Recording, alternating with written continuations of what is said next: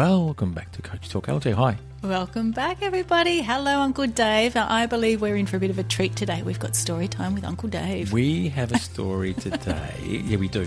I had the wonderful fortune of having your dad come visit me. My beautiful dad. Your dad's awesome. So your dad popped in for a cuppa, came down and saw me only a few days ago. So we sat out the back enjoying the sun and we had a lovely chat. And he, because of his conversation talking about some things he'd done in his life, he brought back a wonderful memory for me. And I want to tell this story, and it's got a point to it like everything does. But it just brought back something I thought would be a good podcast. Absolutely. Okay, so here we go. Love this. Let's get into it. Many years ago, probably, 15 years or more, there was a group of guys that were in their 60s, 70s, 80s and 90s. Mm-hmm. There was 30 or so in this group, and they would go camping once a year, every year, near Lacola, which is in Victoria, high country in Victoria. They would go camping at a place called, and if someone's listening and they know where this is, please let me know because it's a great place. It's called 20 Acre Creek, which is a private property. Mm-hmm. A beautiful river creek sort of runs through it, and these people would meet once a year to catch up at 20 Acre Creek. Yeah. And these guys, and I was only a bit younger. I won't say how young I was, but I was invited by these guys to go because they know I love my camping and my travelling, and one of the main players in this group invited me, so I said I'd love to go. Fantastic. So a lot younger, but I managed to go. The beauty about this was everybody that went had one job to do. Like for the group? For the group. Okay. So everybody had one job, and when your job was done, you could then enjoy the camping environment, kick back and enjoy the people you were with. And so, for example, there was one guy who he just would bring chainsaws and cut firewood and stack it. So the firewood would last for the 3 days that we were there. Was his nickname Woody? I don't Because he cut firewood. I'm so sorry. I don't know, but that's a great nickname.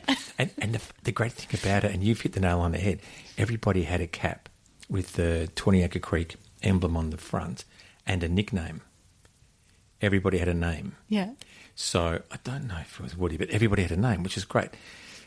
So he would cut firewood. Someone else, their job was to dig the toilet and put a tent over it for the loo. Someone else would bring roof truss frames and put them all together and create with a massive tarp and create a big tented area you could gather in the middle.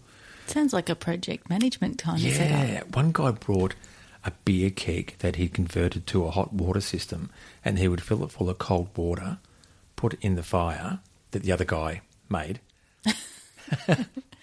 and the cold water would go to the bottom, the hot water would rise, and you'd turn the tap on and you'd have hot running water for your cup of tea and coffee. How 24/7. cool is that? Yeah. Ingenuity at its best. Yeah, so one guy was a cook at a local prison. So being the cook, he came and cooked our food. Mm-hmm. So he was the cook.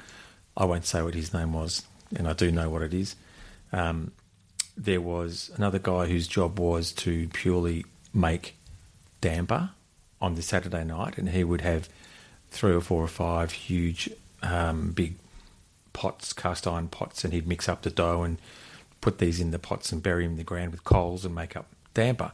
And you'd have scones like damper with jam and cream and a cup of tea, and that was his job. Everybody had a job, which was great. They all got together, and occasionally one would pass away and they'd remember him, and they invited someone else, and it was just a rolling thing once a year. What a great environment. A great environment. So when you're at the campsite, you could do anything you want. You could sit around and just drink tea and coffee. You could go for a walk. You could jump in a kayak. You could go fishing. You could do nothing if you wanted to. And as long as the jobs were done. As long as the jobs were done, there was no judgment, no bias, and there was, interestingly, in this group that I saw, there was no judgment, there was no abuse. There were people from different ethnic backgrounds, different religious backgrounds. There were people from family backgrounds, single backgrounds, but everybody got along. You could sit with someone for a few hours or sit with a group for a few hours. You could sit with nobody if you wanted to be by yourself and read a book. Everybody you spoke to, they were respectful. They came from a place of love. They were there for the same reason as everybody else. So going every year, I was looking forward way, way before I'd get there because I knew what was coming up. Mm-hmm. An amazing, amazing experience. And it was only after I started studying, doing some coaching and working with you and other things that this came up with me that I realised that I was with my people. You found your tribe. I found my tribe. So I found my tribe in a camping sense, and there are different tribes, family or work environment or people that you align to that you can easily slide into that environment with no pressure, no judgment, and you feel this sense of belonging, this sense of excitement, this sense of you can just be yourself, and that's freedom in itself. I found my people. And so the podcast today, I was just going to ask you, do people find their people? How do you find your people? And if you haven't found your tribe or your people, how do people go about? This for me was just by accident. I didn't know about finding my people in those days. But looking back, I certainly found my people, and I know they were a bit older than me, but the experience they gave me and the love, respect, the togetherness, the camaraderie, the whole shebang was more than just a camping trip. They were my people. And it's the most amazing thing. And I was telling your dad about this, and he just was sitting back with his half smile, and he knew exactly what I was talking about because he's found his people in his social circles and what he does. Mm-hmm. And he quite freely talks about his people. Mm-hmm. And he knowingly just looked at me like he knew exactly what I was talking about. So when you find your people, it's actually a really great feeling. It is such a cup-filling exercise, isn't it? It's almost like someone lights your soul again. Absolutely, yeah. And I think it goes like you can have more than one tribe. Let me just put that out there, because we might come together in the commonality of one particular aspect of an interest. For what I've experienced and what we've talked about previously is around the tribe is also a match of values and morals and mutual respect, because we know through sports, through schools and other things that we've done, you can have people who love the same topic, for want of a better thing, but they're still not your people. Correct. Because their perspective and their morals and their values are not quite aligned. It doesn't mean that they're wrong. What it just means is that you don't quite match like a magnet. Yes. And would it be fair to say, because I know when I'm around my people, I just feel this incredible inner warmth and peace going, oh, I'm home. Absolutely. Yeah. Yeah. And it's a great feeling. And if you've found your people and your tribe, regardless of whether you've got one interest or 10, and I have to digress, I love that my dad has a better social life than I do at his age. I love it and I hate it all at the same time. But when he talks about all his interests, like he was sharing with you the other day, mm-hmm. the sense of peace that comes over him from being around those people, and yet it lights him up at the same time. Yep. It's really beautiful to see that in others, to know that they've found somebody and people who just get it on an unspoken kind of platform. Yeah, yeah. Exactly right. And it doesn't have to be a long-term hard work type of prospect. As you know, I love my motorbike riding and I ride a lot. And I was out a few months ago, it was before Christmas, and it was a hot day, and I stopped in suburban Melbourne just for a break. It was hot. So I bought a cold drink. I was sitting under a tree in a side street just cooling down, and this guy come out. And he said, "Hey, how you doing?" I said, "Yeah, really good." He goes, "I just noticed you're taking a bit of a break. Do you want to come inside for a cold drink?" I didn't know this guy from a bar of soap. I just had my bike gear on and my bike, and long story short, he owns 4 motorbikes. He's got a garage full of gear. Yeah. He loves motorbikes. And talking, he was one of my people, and I just met the guy. But the commonality in what we shared, what we knew, the same mentality around bike riding, the same interests of so many things, very quickly I felt that he was one of my people, and vice versa. And just a guy that I met. And you and I do this a lot too, LJ. We have a lot of coffee and go Yes, to we do. so many coffee shops that we should be getting kickbacks from maybe coffee We're happy shop. to promote. It's all good. No, but we do. And we find that people like us just find us. Correct. And that's in cafes. Yep. We find people our we've never people met before, and very yet we have quickly. the best conversations.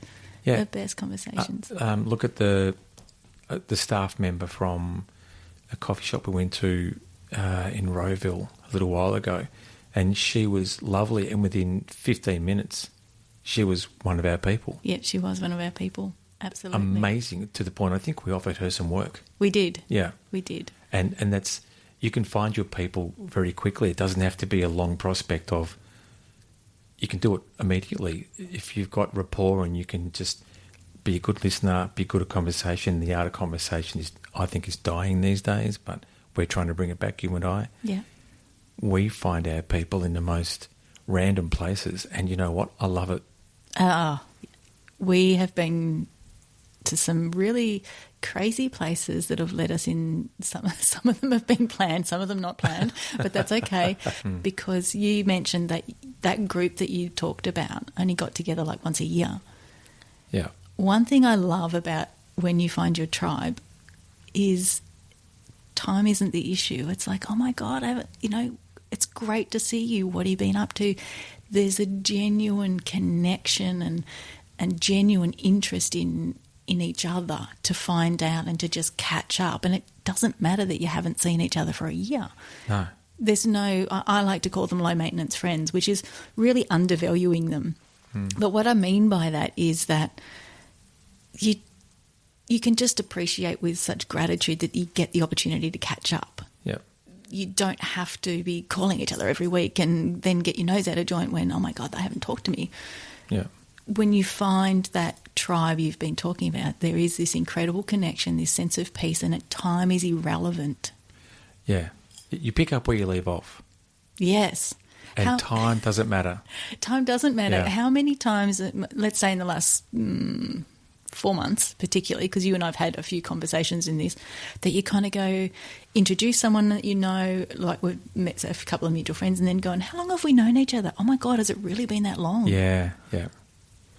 Yeah. That's what I mean. Time is irrelevant when you find the people you're meant to find.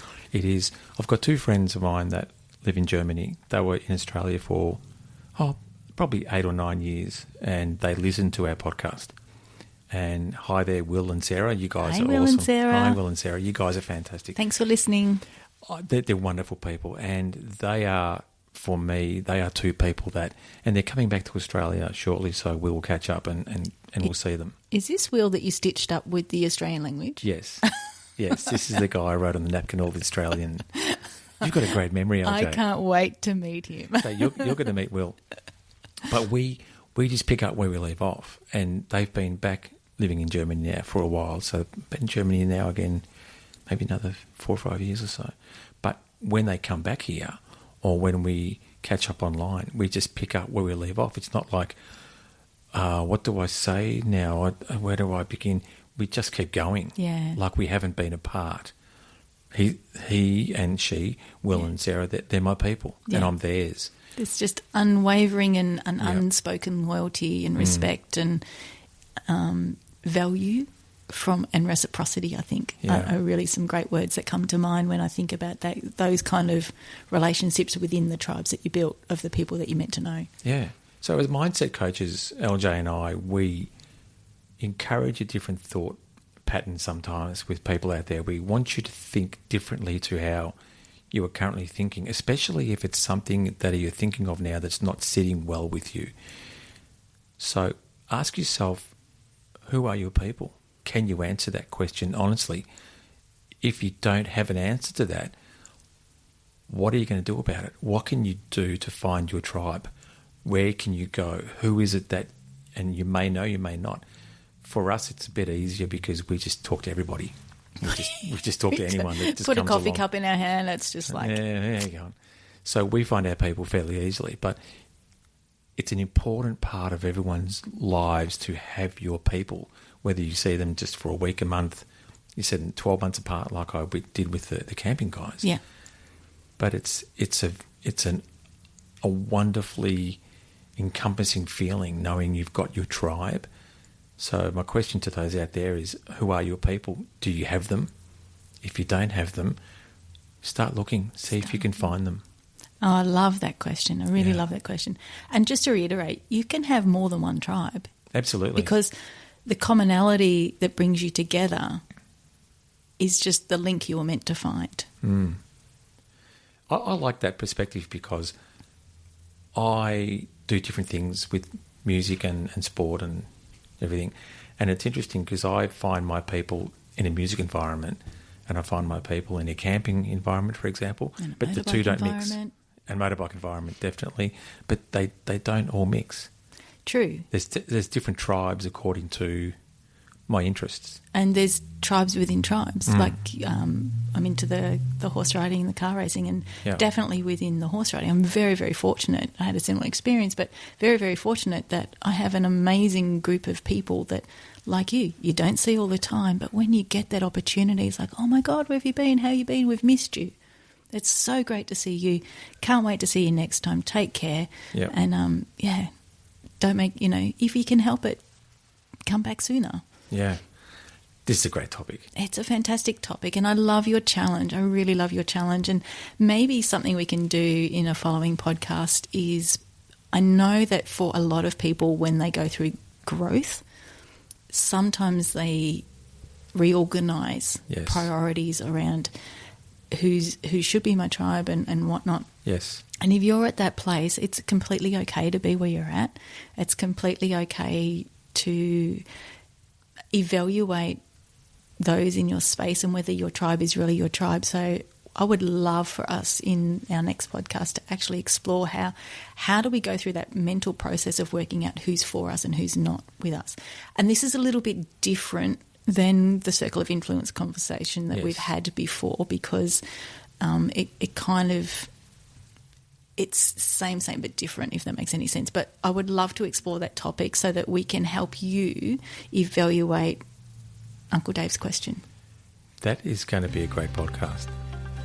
I think so. LJ, that's going to be a great one because there's a lot of deep diving in that. There's a lot of exploration with that. And I think I've already got things coming up in me now that I would love to discuss with you. That's going to be a good one. It is, and Yeah. it is such a big topic. So we will just do some general overview to help get you in the right direction. Yeah. And if you like what you see and you want to know more, you know where to find us. You know where to find us. Keep in touch, people. Drop us a line, email, jump on the website. Love to hear from you. And yeah, keep it going. And thanks I think kudos to your old man. Your dad sparked this one.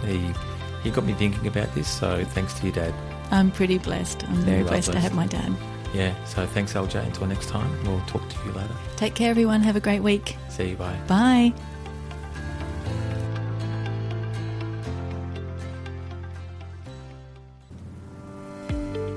Hi, it's LJ and Dave here. Thank you so much for listening to the latest podcast. We love what we do, and we know you get something great out of each and every publication. So don't forget to jump on the website, coachtalk.com.au. Leave us a message. Let us know what you're up to, what you're enjoying, what you're loving most, and what else you'd like to see us do. You can also find all of our content on Spotify, YouTube, Amazon Music, and Apple Music. Coachtalk.com.au is the website. Coach Talk. We've got you.